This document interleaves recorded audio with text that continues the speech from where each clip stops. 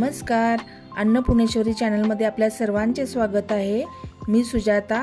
आज या ठिकाणी मी आपल्याला खुसखुशीत अशी पालकपुरीची रेसिपी दाखवणार आहे। तर चला आता आपण कृतीला सुरुवात करूया। या ठिकाणी मी तुम्हाला आज पालकपुरीची रेसिपी दाखवणार आहे। त्याच्यासाठी पहिल्यांदा आपल्याला मिक्सरमध्ये काही मसाले ग्राइंड करून घ्यायचे आहेत आणि पालक ग्राइंड करून घ्यायचा आहे। त्याच्यासाठी या ठिकाणी मी 1 चमचा जिरा घेतलेला आहे, त्याची पावडर केलेली आहे। त्याचबरोबर थोडासा हिंग घालायचा आहे आणि इथं 2 गड्डे लसणाचे घेतलेत, ते पण घालायचे।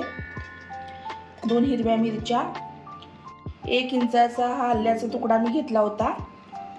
त्याचबरोबर ही कोथिंबीर आपण थोडीशी त्याच्यात घालून घ्यायची। चवीपुरतं मीठ घालायचे। त्याचबरोबर 1 चमचा लाल मिरची पावडर घालायची। तर या ठिकाणी मी पालक हा शिजवून घेतलेला आहे। 1 पाव माझ्याकडे पालक आहे, तो पण आता ग्राइंड करून त्या मसाल्यामध्ये घ्यायचा। तर आपण जे साहित्य घातलं होतं मिक्सरमध्ये ते आता बारीक करून घेतलेलं आहे। त्याच्यामध्ये मी 1-2 चमचे पाणी घातलं होतं।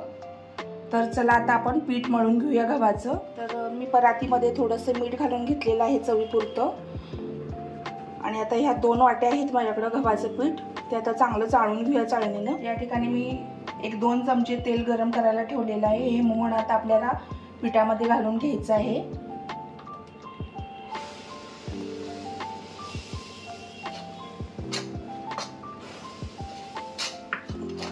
तर आपण याच्यात मोहन घालून घेतलेलं आहे पिठामध्ये। थोडंसं आता हलक्या हाताने त्याला चांगलं चोळून घ्यायचं, म्हणजे पिठाला सर्व पिठाला एकत्र असं चांगलं तेल लागतं आपलं आणि पुऱ्या चांगल्या होतात। मग या ठिकाणी तुम्ही पाहू शकता आता तेल आपण चांगलं चोळून घेतले पिठाला। आणि हे मिक्सरमध्ये जे आपण बारीक करून घेतलं होतं पालकचं मिश्रण, ते आता थोडं थोडं घालून आपल्याला या मिश्रणामध्येच आपल्याला पीठ चांगलं मळून घ्यायचं आहे घट्ट। तर या ठिकाणी बघा, हे पालकचं आपण जे मिश्रण घालून पीठ केलं होतं ते आता पीठ आपलं चांगलं मळलेलं आहे आपण।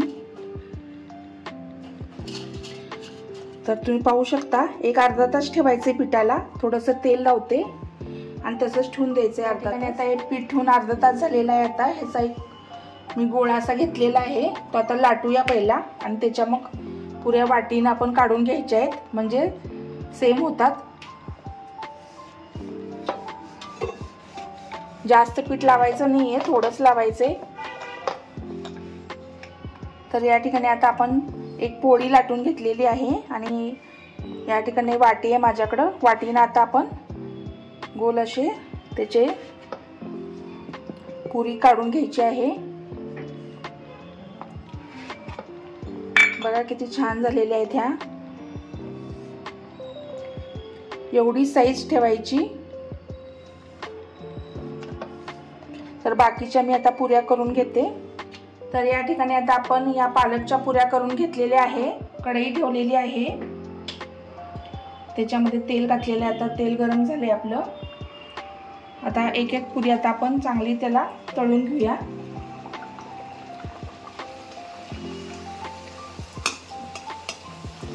मीडियम फ्लेमवरच तळायचं आहे।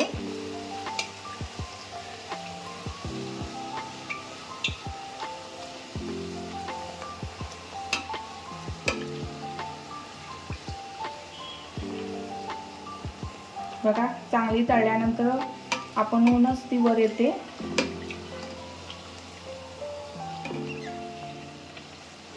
तर बघा, अशा पद्धतीने सगळ्या पुऱ्या आता आपण तळून घ्यायच्या आहेत।